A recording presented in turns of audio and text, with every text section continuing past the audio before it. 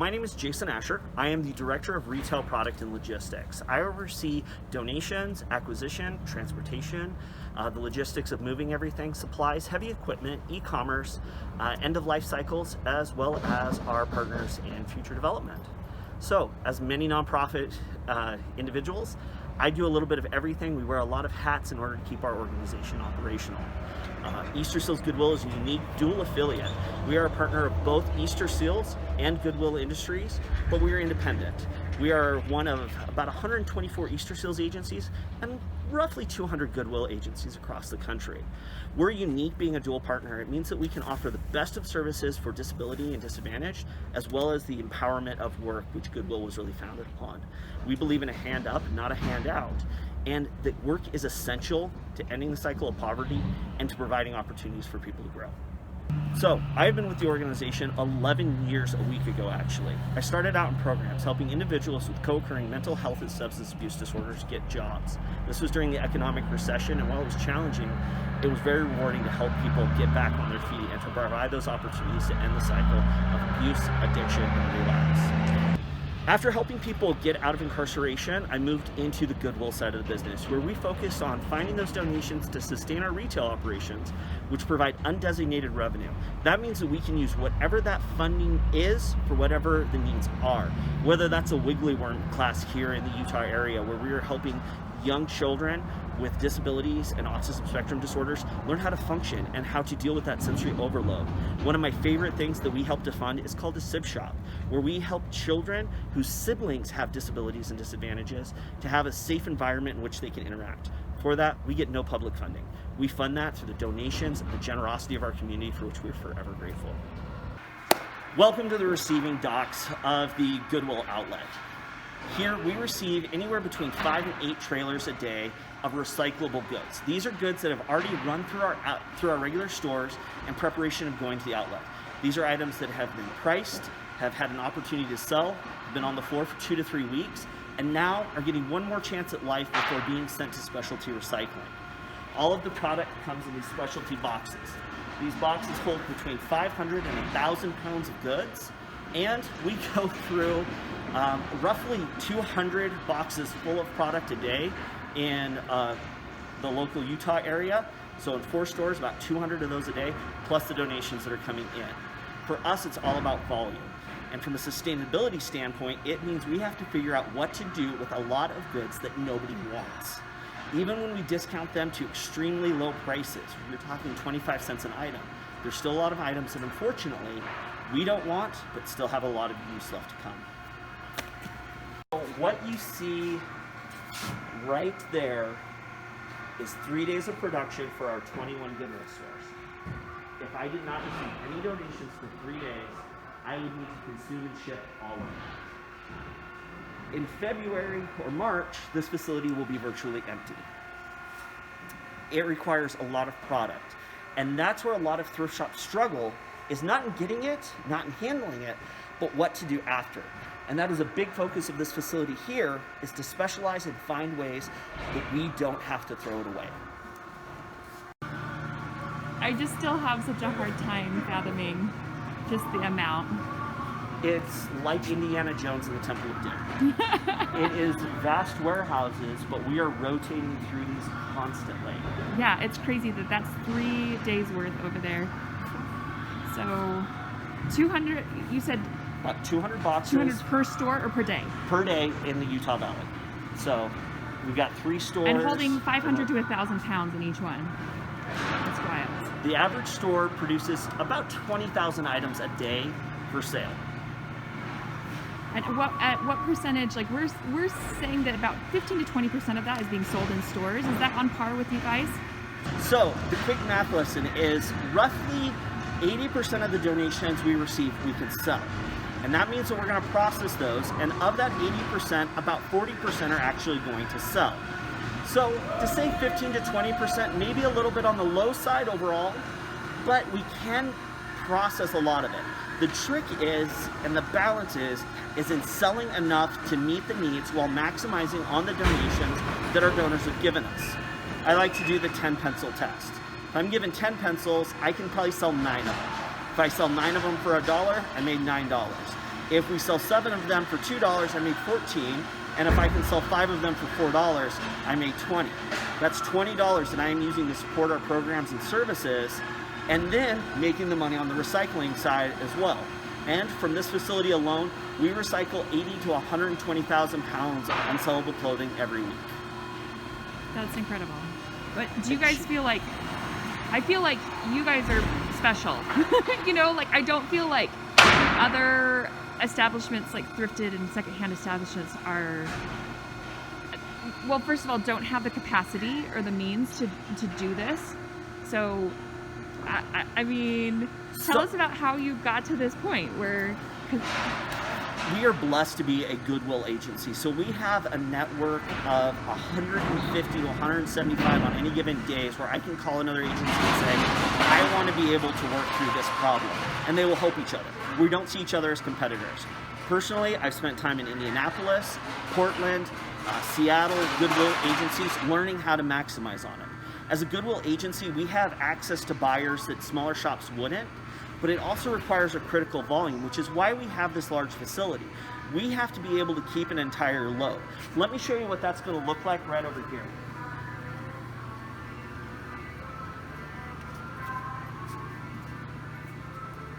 This is 2 loads of recyclable clothing.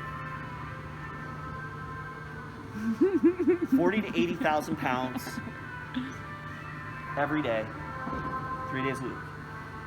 This is just the clothing. That doesn't include the single shoes, which are right behind you, the paired shoes, the books, the toys, the kitchen metals. We strive to find buyers who will buy just about anything, because I would rather do that than throw it away. Not only for an economic impact, but for an environmental impact as well. We are very serious. If we have a buyer who cannot prove how they are going to dispose of items that they are going to buy from us in quantity and bulk, we don't go with them. Great example of that is e-waste. E-waste is a very difficult item to get rid of. I have the luck to personally handle the e-waste for our organization. That means every cell phone, every tablet, every PC, every laptop, pretty much every printer and scanner, we're trying to find a buyer for that. Even if it's at best a break-even or a lose-money proposition, to know that it's properly handled. There's been a lot of problems with e-waste being dumped on third world countries, and you have a lot of harmful chemicals in there. The buyers that we use are certified by every agency they can be certified by. If they can't prove their certifications or they say trust us, that's not good enough. Cell phones especially are the new one. What used to be something that was special, we now have, all of us have 1, maybe 2. We replace them every 2 years. That's killer. So finding recyclers who will handle that and protect your data means we don't necessarily make the most off of that, but we make the best out of that. In order for the outlet to work, in order for us to be able to cycle through all of the product, we utilize these large boats. And we'll need to move this way because he is coming this way with these. These hold between 200 and 400 pounds when they come off onto the floor. After they've been shocked for about 2 hours, we rotate them all out.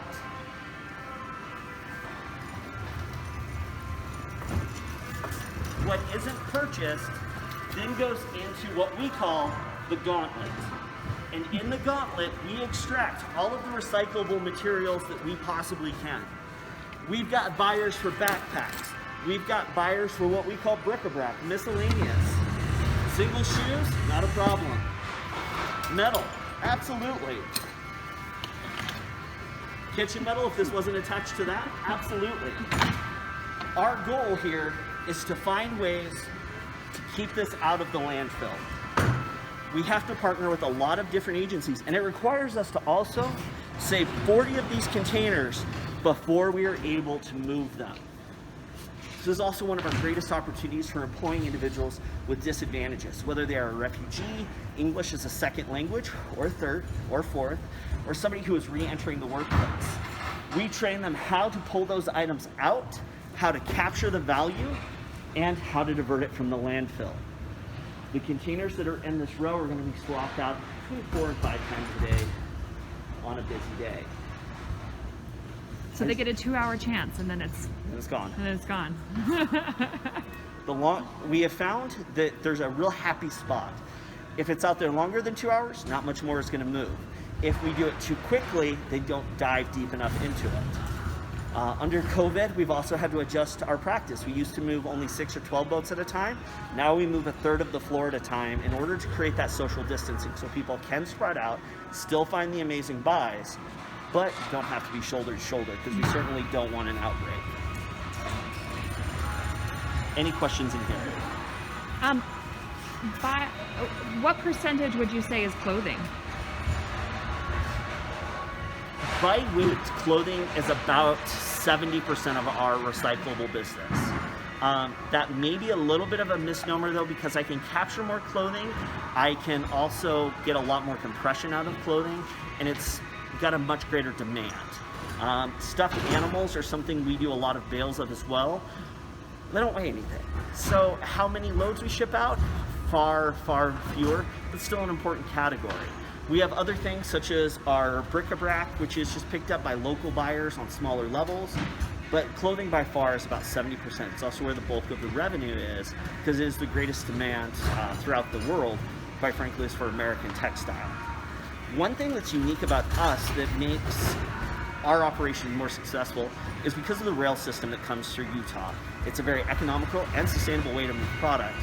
We have rails that run behind. We can load onto rail cars and onto containers that can be loaded onto rail.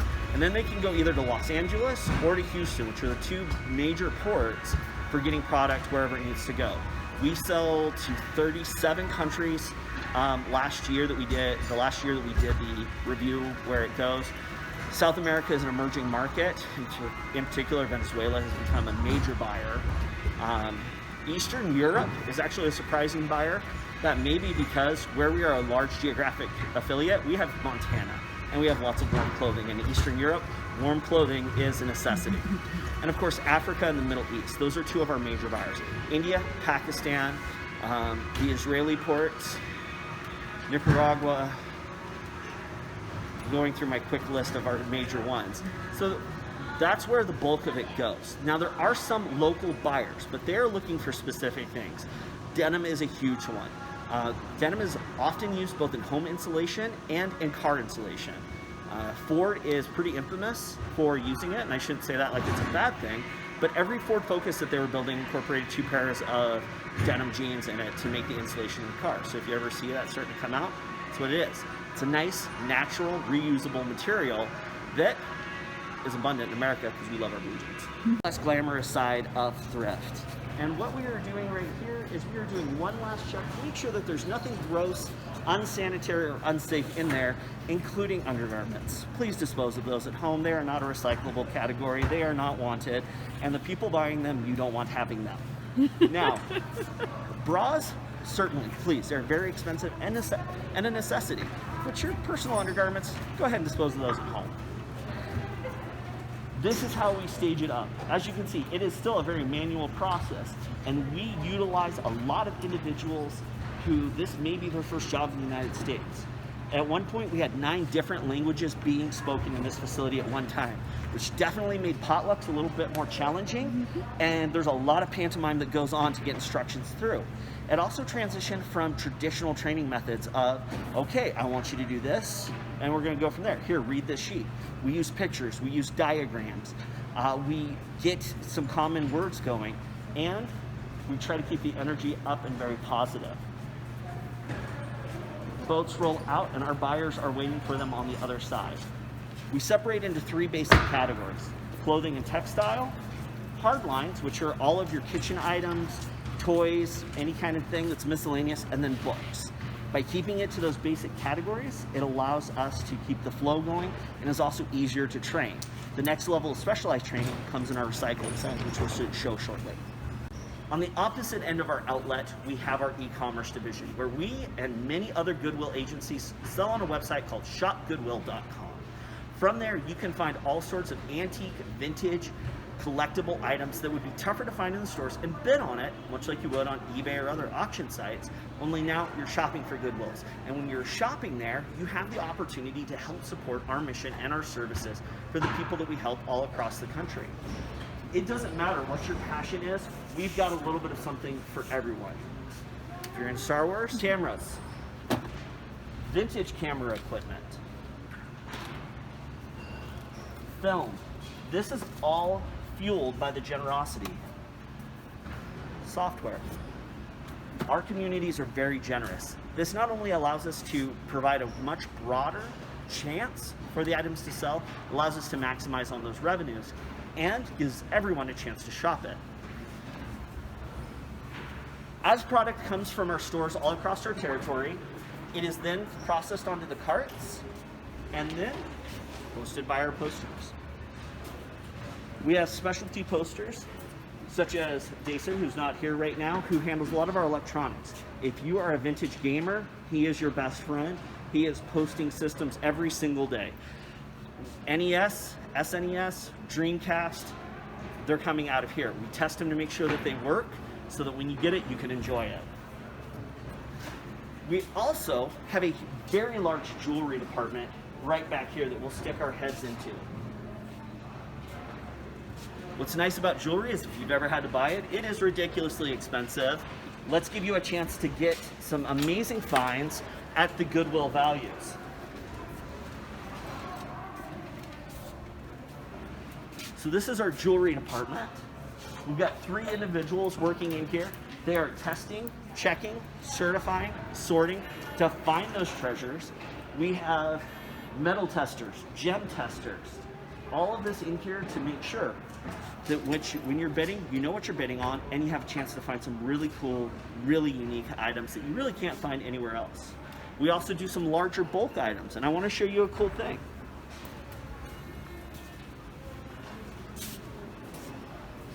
If you're ever interested in a large craft project, you can bid on our costume jewelry. We can actually have these drop shipped to a FedEx location, and if you've got a pickup or can arrange for a U-Haul, you too could win one of these and have a chance to just blow somebody's mind with a lot of jewelry. Or play a great practical joke on them. That's awesome.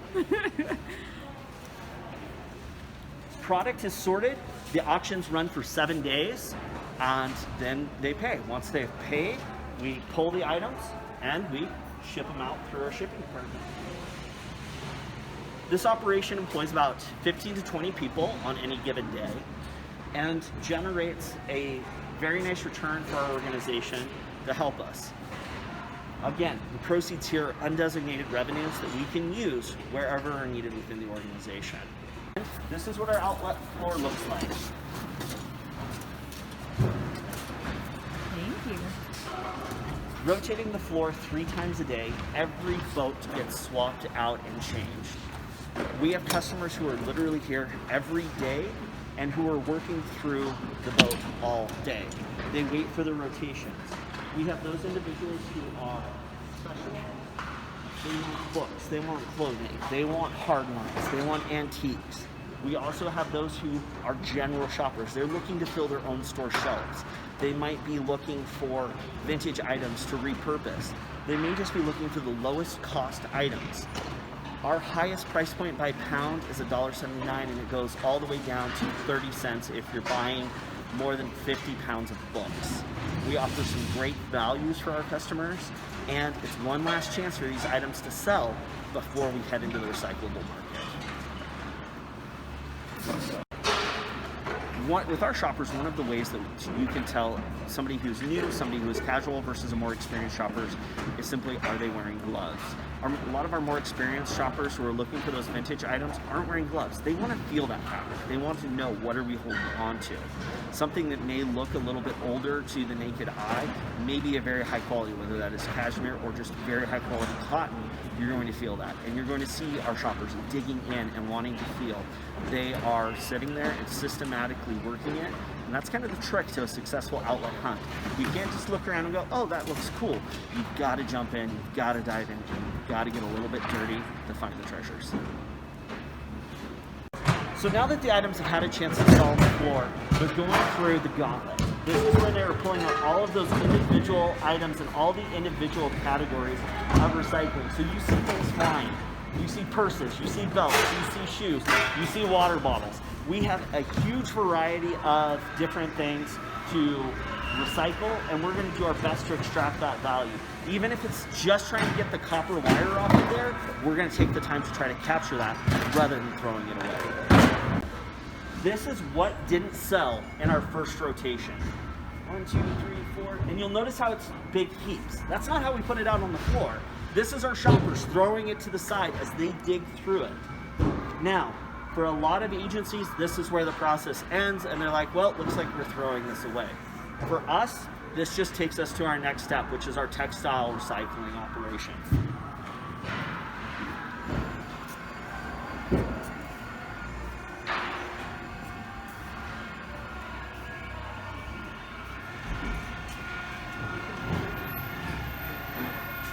This is Big Blue. Sorry. No, run it.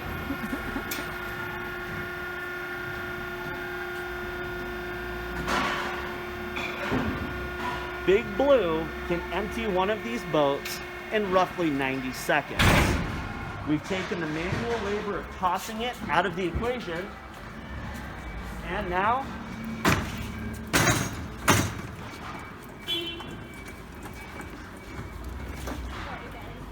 we just feed the beast.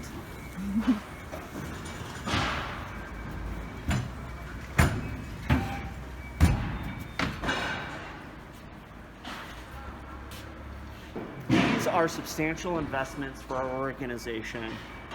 We were very lucky to get this unit when we did for the price that we did. A new one would run about $265,000. As you can imagine, for most thrifts, that on an individual scale, that's just not a doable proposition. So I will show you an alternative option that is available. You can see that Anna is making the bales nice and clean. The people we sell to, the agencies, the countries, the buyers, are looking for usable items. They're not looking for shredded. So we take that extra time to make sure our bales are good and clean and solid to get the best prices for them. And here it goes.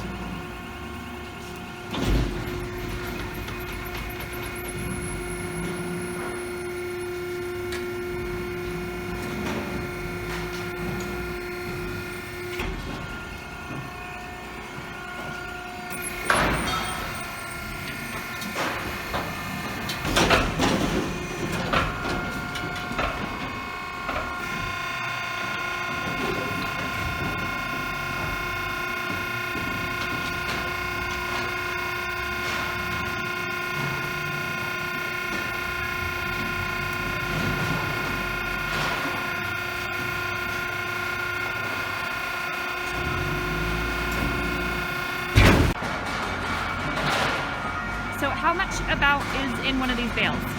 1,100 pounds. 1,100. This machine creates an 1,100 pound bale in about 15 minutes. Your alternative option that's used in a lot of smaller thrift shops are the vertical balers here. This guy right here can do about 2 to 3 bales per hour, all by hand. You've got 2 people working it the full time, and the bales are about 700 pounds. So your scales and efficiencies going up to the larger ones are huge if you can sustain it. And this is where we create our bales. These are stuffed animal bales.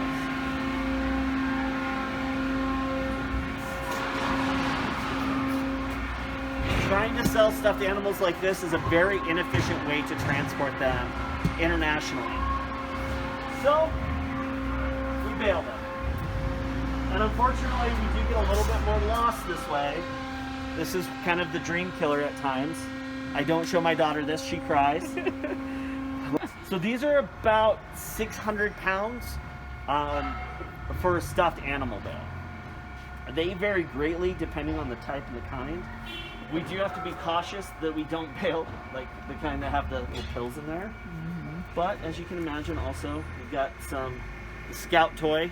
The battery pack. Oh, and he's still talking. He's Great. singing. Great. Let me tell you, it is a little creepy in here when you're walking along and all of a sudden a little kid's voice starts coming out of nowhere. When we sell clothing to buyers, it gets graded based on the quality, the variety, and the content.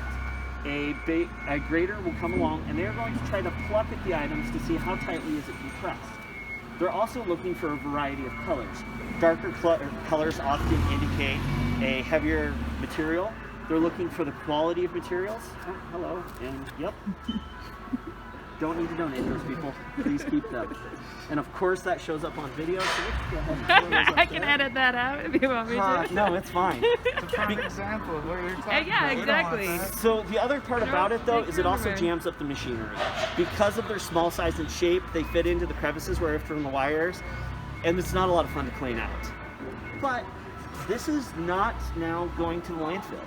This is going somewhere where it is going to be reused, repurposed, and can be providing a sustainable life stream for someone. Larger markets such as India and the sub-Saharan Africa, major buyers will buy a container load of these, gets loaded here, and will arrive in about 3 months there. For us, we have to verify every container is watertight because it is going to be at sea for a long time. Once it arrives there, they will break these down into smaller groupings to try to make it more sellable. So I buy an entire container load, I then sell you half a bale, I sell you half a bale, I sell you half a bale. Anna's a big shop, she's got a pickup, she's buying 2 bales, and that is how they create and sustain their business. Economic models have shown about 600,000 people are between the Middle East and Sub-Saharan Africa employed just in the secondhand textile market. There was a sustainability study done to see, does this hurt the secondhand markets in Africa? There was great concern that the importation of inexpensive clothing was harming the local textile industry. So, pretty concerning for us. What was actually found though is if we eliminate this, it's not replaced by local industry because you need to be able to grow cotton. Cotton is very water and pesticide dependent to grow it in those environments. What it's replaced with is the bane of my existence, which is fast fashion. It is synthetic materials that are not designed to last. Those are creating an increase in the stream. It is an increase of items that do not have a high demand secondhand. They don't hold up, they're out of style very quickly, and as we go to export them, they're in less and less of a demand. That is increasing our demand both domestically and international for high quality goods. I love the fact that they're so solid you can hit them. You can climb on them, though I don't recommend it. Any questions on this? So yeah, I actually am curious about, well, we've talked a little bit about like the East African agreement. I mean, I know that it started with Rwanda and Kenya, Uganda, Tanzania, but it ended up just being Rwanda. But I've also heard now that because of COVID, Kenya is also not accepting secondhand clothing right now. Is that affecting you guys? No. While any one country may stop, there's a couple of things that work to our advantage. Initially, during the COVID outbreaks, they were requiring a fumigation of all containers that were coming in.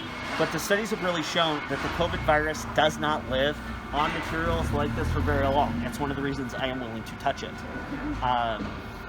So by the time it is set in a container for 3 months, that virus is dead. And while an individual country may be saying that, unfortunately what they lack are the controls to stop it. So I can't ship into Kenya, we don't ship there, but I'm going to ship into a neighboring country and it's going to go across the truck. Unfortunately, the efforts really have struggled to keep up with those.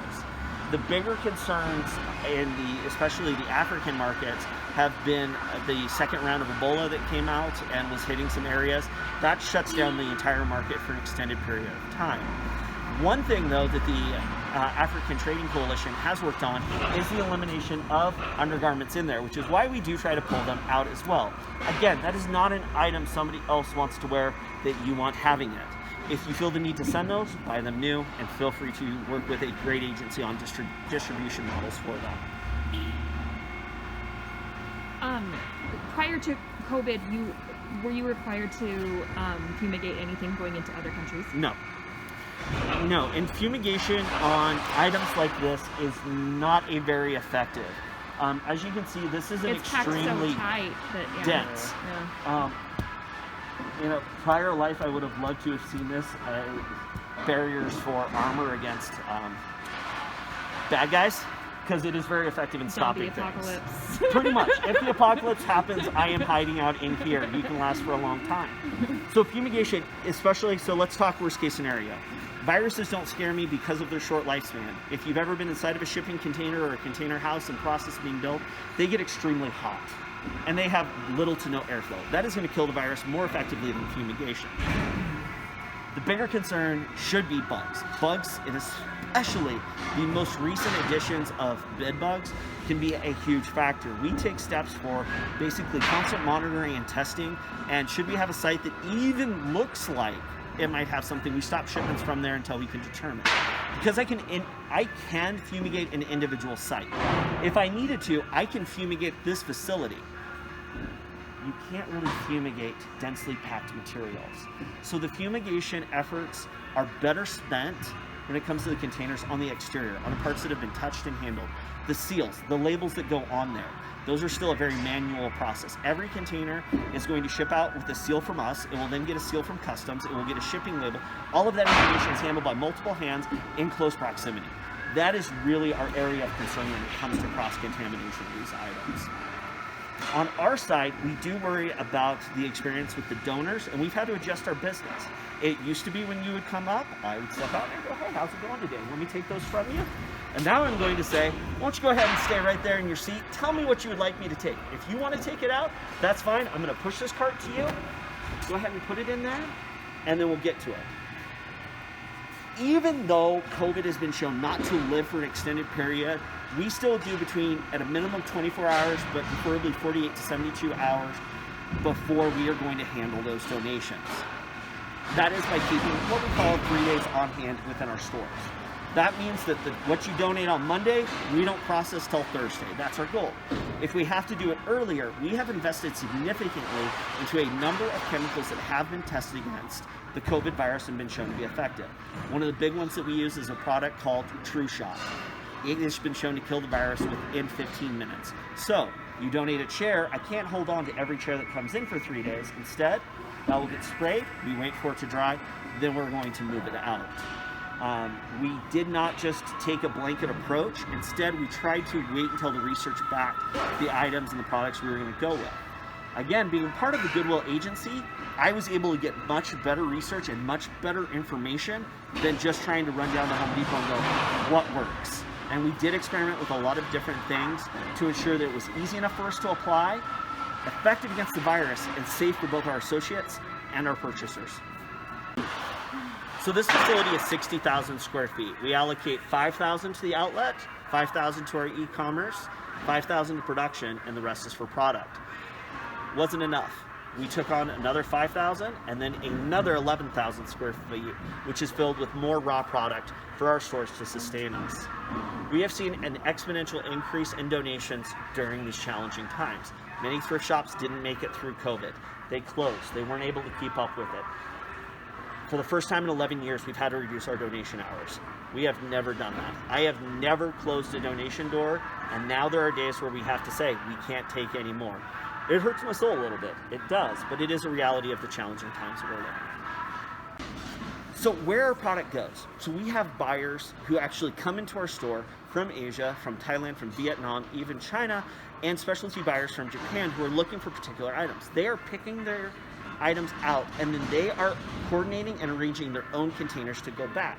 So you will see a group of buyers we've never seen before. They're here for 2 or 3 weeks. They load up every single day. They fill up the rental van, and then we don't see them for 6 or 8 weeks, and then they come back. You can often tell where individuals are coming from based on what they are looking for.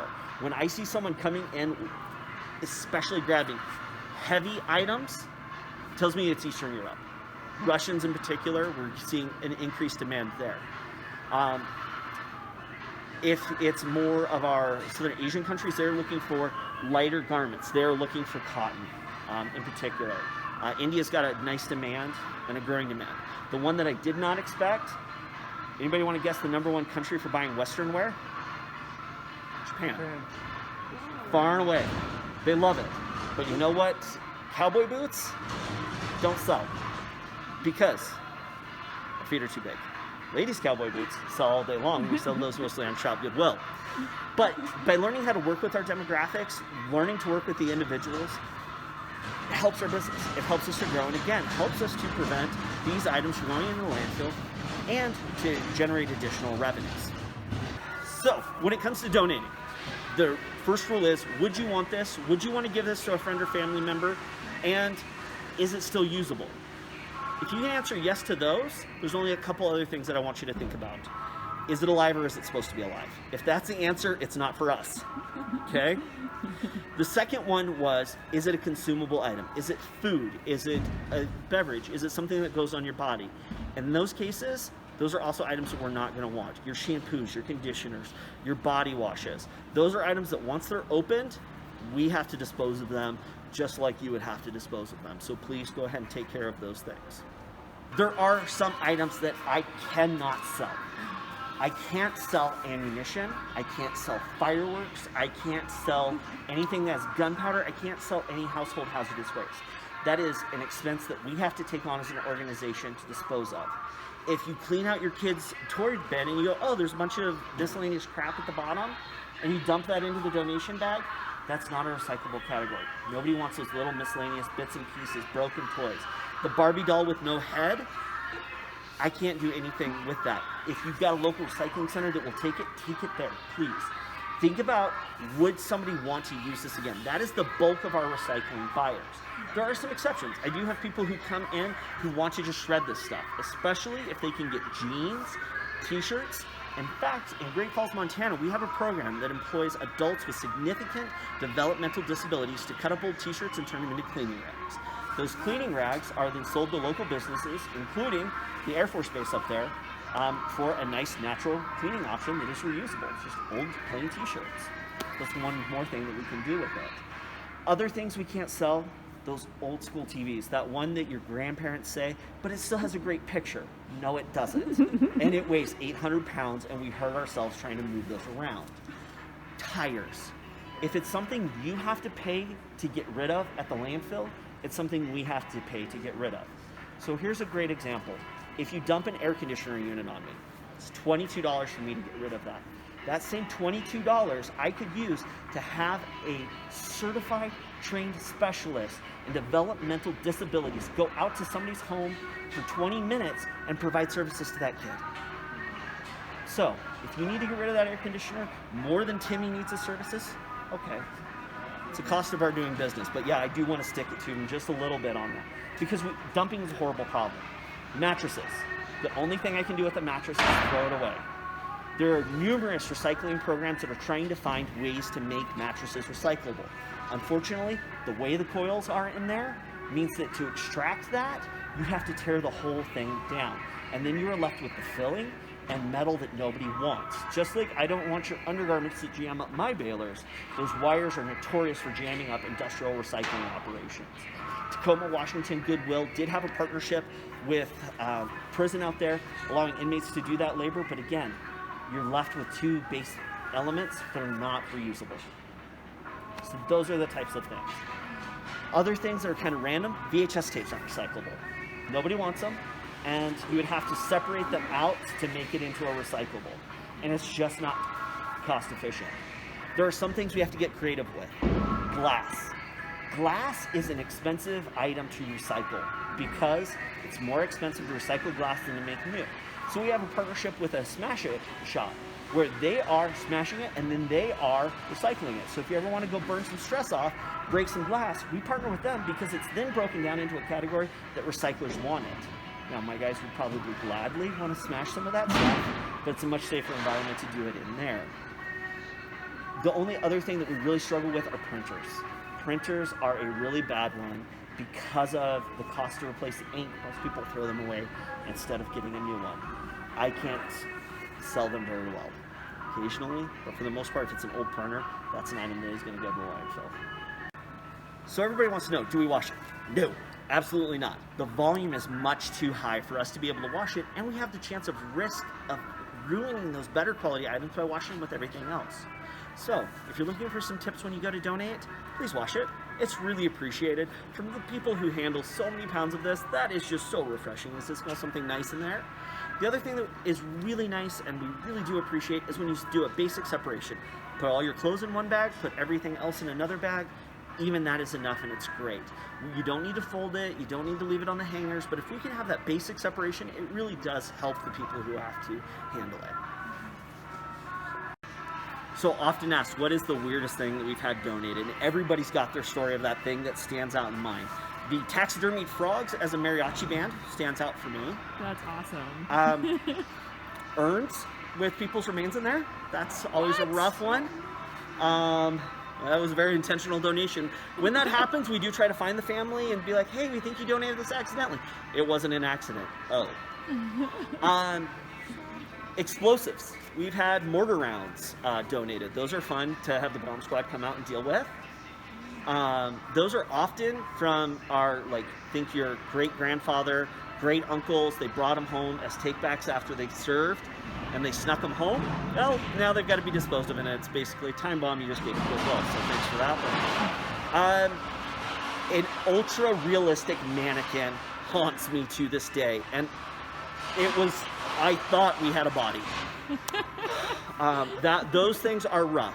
Medical equipment sometimes is both interesting and sometimes traumatizing to see, what were those old medicals? We had an iron lung donated. Oh my gosh. So finding somebody who wanted that. Metal recycling. Huge. That's what wound up happening. It was gigantic, and it was dumped after hours.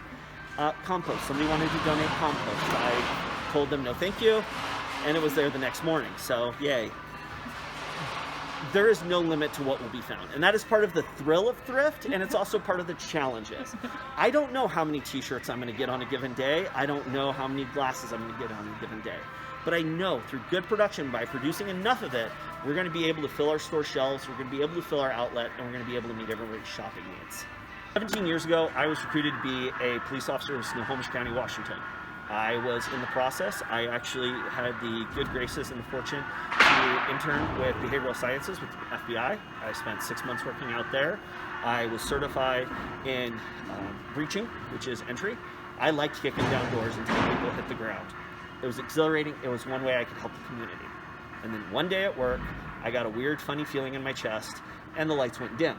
So being the brilliant person that I was at the time, I drove myself to an urgent care, where turns out I had a little cardiac issue. The nerve that controls my heart sends the wrong signals. For some reason, they don't like giving you a badge and a gun when every now and again you go down. As a young man, the option of getting a pacemaker really wasn't super appealing to me. But now I found myself having a degree, a very specialized degree, in a field that I couldn't work. That's when I came to work for Easter Seals Goodwill, where I was given an opportunity based on my willingness to say, what do you need done? Let's figure it out, and to develop. Starting out as an employment specialist, community relations officer, warehouse manager, that was temporary 9 years ago, to now overseeing all of our fleet, our logistics, our recycling. That's what this organization is about. It's about giving people opportunities. That happens not through chance, not through luck, but through intentional design and through the generosity of our donors to be able to fund our stores. Thank you for coming out. Thank you for taking the time to learn about us and to understand that it's a lot of work to make those Goodwill stores, and it's a lot of work to make sure all of this doesn't end up in landfill. Thank you. This is incredible.